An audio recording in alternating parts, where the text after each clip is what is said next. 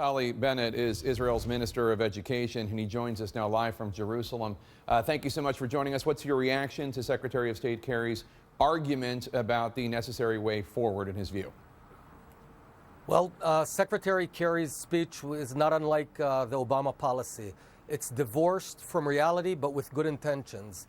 It's left the Middle East in flames, a genocide in Syria, Iraq falling apart, Iran on a path to a nuclear weapon, and abandoning the only free democracy in the Middle East, Israel.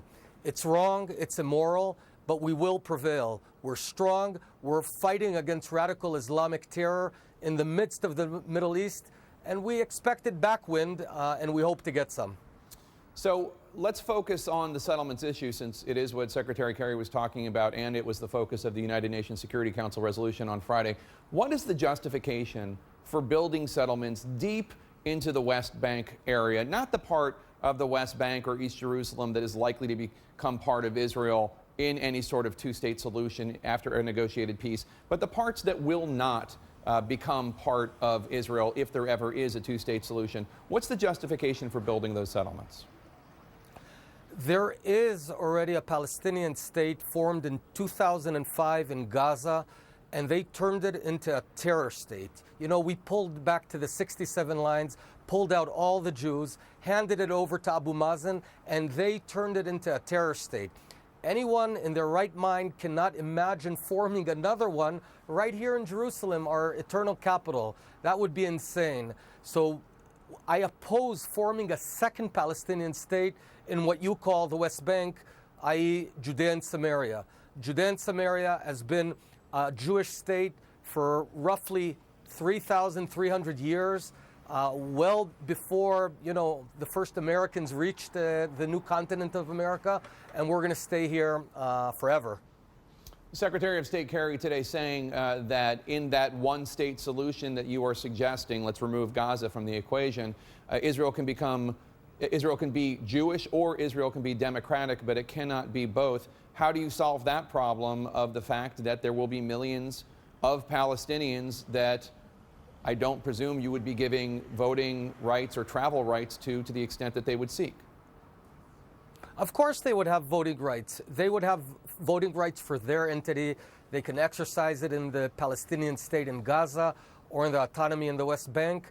That's up to them. They have voting rights like any other person in the world. I profoundly disagree with this stark vision of Secretary Kerry. We're the ones fighting, out there fighting for the defense of the free world. And within smaller Israel, it's quite the contrary. We have Supreme Court judges that are Arabs. We have members of our parliament that are Arabs. So the only free democracy in the Middle East is in fact Israel. And sort of abandoning Israel while we're out there fighting ISIS and Hamas and Hezbollah is simply wrong. Your government says that Israel has, quote, ironclad information proving that the Obama administration orchestrated the UN Security Council vote and that you will turn it over to the Trump administration. That seems odd. Why not just present it to the public? It's a rather stark charge to make, especially considering the Obama administration disputes it. Well, we know that it's a premeditated plan, but you know, the bonds between the American people who seek freedom and democracy and the Israeli people, which are in the midst of the toughest area in the world, go so deep, way beyond one administration or another. It's unfortunate that Kerry and Obama have decided to go down this track, both vis-a-vis Iran and the Security Council. We're out fighting to prevent terror attacks in Orlando, in Brussels, in London, because we're the ones. I've been fighting Hezbollah and Hamas for, you know, over 25 years. Myself, I've lost friends. We want peace. But the only way to achieve peace in the Middle East is by being strong and fighting the bad and evil forces of Iran and ISIS. And that's exactly what we're doing. Minister Bennett, the vote in the UN Security Council resolution, as you know, was 14 in favor of the anti-settlements resolution, 1 abstention in the United States.